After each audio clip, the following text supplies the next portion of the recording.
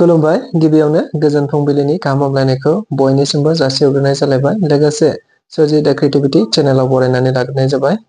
दिनैनि माखासे गोनांथार निउस आपडेटफोरखौ नोंथांमोननि सिगाङाव फोरमायथिना होनो आवगायनाय जालायबाय।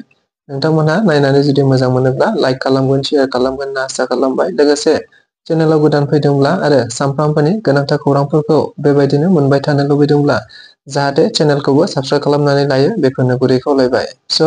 बिदिब्ला जोङो दिनैनि माखासे गोनांथार खौरांफोरखौ खोनासंलांदिनि। 76थि सुबुं खुंथाइ साना मैया भारत नाङैनो गुबुन गुबुन जायगाफोराव भारतनि माहारियारि फिरफिलाखौ उरायनाय हाबाफारिया गाजा गोमजायै जोबनानै थांबाय होनना मिथिनो मोननाय जादों। बेबायदिनो बिटिआरआवबो आसामनि चिफ मिनिस्टारजों लोगोसे बिटिआरनि गाहाय मावफुं सोद्रोमा प्रमद बर'आबो मैया बिटिआरनि राजथावनि क'क्राझारनि हायार सेकेन्डारि गेलेग्रा फोथाराव भारतनि माहारियारि फिरफिलाखौ उरायहोयो होनना मिथिनो मोननाय जादों।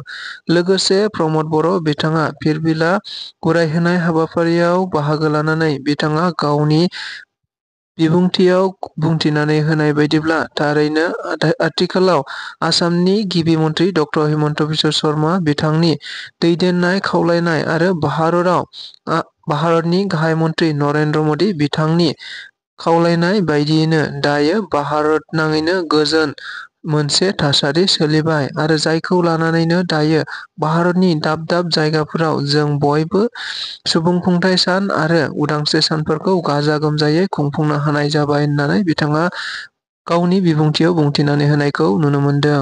थिग बेबायदिनो आसामनि बड'लेण्डआवबो मोनसे समाव गोबांथार हिंसा, गावजों गाव दानलाय सुलाय आरो गावजों गाव एना एनि गोबांथार हिंसायारि जाथायफोरा सोलिबाय थायोमोन। नाथाय भारतनि गाहाय मन्थ्रि नरेन्द्र मदि बिथांनि दैदेननायाव दायो बिटिसिआवबो गोजोन थासारिया फैबाय। अदेबानि बिटिआर गोजोन गोरोबथा खालामखांनायनि उनाव बे गोजोना दायो बिटिआरआव फैबाय होननानै बिथाङा बुंथिदों आरो गोजोन फैनायनि थाखायनो जोङो दायो बिटिआर ओनसोलाव गोबांथार हाबाफारि मावफुंनो हाबाय आरो फैबाय थानाय समाव गोबांथार जोंनि नांगौबायदि रोखोमनि हाबाफोरखौ जोङो मावलांगोन आरो मावबाय थागोन होननानै बिथाङा गावनि बिबुंथियाव बुंथिनानै होनायखौ नुनो मोननाय जादों। 5थि बिटिआर गोरोबथा सानखौ दुलाराय बर' फरायसा आफादा दिनैहाय खुंफुंनो थि खालामबाय।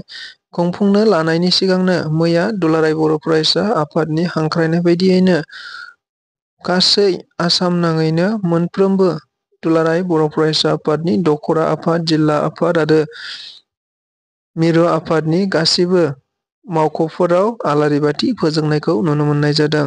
मख'नो गोनांदि मोनफ्रोमबो दखरा आफादाव गासै 100यै आलारि बाथि फोजोंनायजों लोगोसे गासै आसाम नाङै बर'फोरनि गेजेराव 3 लाखनिबो बांसिन आलारि बाथि फोजोंनो थांखि लानायखौ नुनो मोननाय जादों। मख'नो गोनांदि बेनि गेजेरजों थारैनो बिटिआरआव गोजोन फैनाय आरो गोजोन गोरोबथानि मोनसे नेरसोन दिन्थिनो थाखायनो बे आलारि बाथिखौ सावनाय जादों होननानै खौरां बिजोंफोरनि गेजेरजों मिथिनो मोननाय जादों।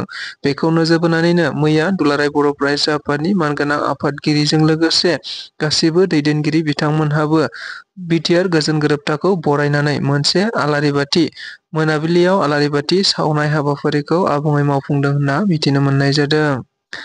देग्लाय 2025 मायथाइनि पद्मश्री बान्थाखौ बर' फिसायाबो सासे मोननो हादों, जायखौ मोननो हानानै गासै बर' नाङैनो गोग्गानाय आरो जौगानाय लाबोनो हादों होनना मिथिनो मोननाय जादों। जों बयबो खौरां बिजोंफोरनि गेजेरजों मिथिनो मोनदों दि देग्लाय 2025 मायथाइनि पद्मश्री बान्थाखौ बर'निनो फिसा सासे डक्टर अनिल बर' बिथाङा मोननो हानायखौ लानानै गोबाङा गोजोननाय फोरमायदों। मिथिनो मोननाय बायदिब्ला डक्टर अनिल बर' बिथाङा आथिखालाव गुवाहाटी मुलुगसोलोंसालिनि फकलर बिफाननि सासे गाहाय मावफुं बिबुंगिरि आरो बेखौ नोजोर बोनानैनो दायो फकलर बिफाननि बिबुंगिरि डक्टर अनिल बर' बिथाङा गोबां समाव गोबां सोलोंथाइ आरो थुनलाइयारि बिथिङाव गोबांथार बिहोमा होनायनि थाखायनो पद्मश्री बान्थाखौ भारत सरकारनिफ्राय आजावनो हादों होनना मिथिनो मोननाय जादों। दिनै एबा 27 जानुवारि खालि बिटिसि गोजोन गोरोबथा सान। बे गोजोन गोरोबथा सानखौ लोब्बा लाखिनानै बिटिआरनि गाहाय मावफुं सोद्रोमा प्रमद बर' बिथाङा खौरांगिरिफोरनि सिगाङाव गोबांथार बाथ्रा बुंथिनायखौ नुनो मोननाय जादों। 5 बोसोर आबुं जानायखौ नोजोर बोनानै बिटिआरनि गाहाय मावफुं सोद्रोमा प्रमद बर' बिथाङा बिटिआरनि गोजोन गोरोबथाखौ फालिनो थाखाय दायो थाम-थिम जादों होनना मिथिनो मोननाय जादों।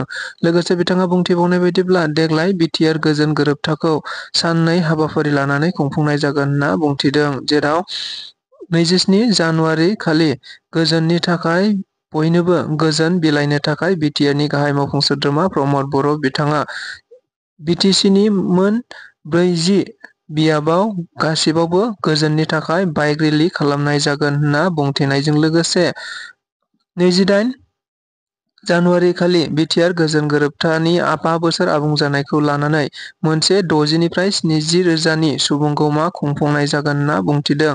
जेराव आसामनि गिबि मन्थ्रि ड हिमन्त बिश्व शर्मा बिथाङाबो बाहागो लाफैगोन आरो बेयाव बाहागो लाफैनानै दायो बिटिसिनि थाखाय एमएलएफोरनि गोदानै लुफुंनाय हस्टेलखौबो आसामनि गिबि मन्थ्रि ड हिमन्त बिश्व शर्मायानो बेखेवनानै होलांगोन होननानै बिथाङा खौरांगिरिफोरनि सिगाङाव बुंथिनानै होदों।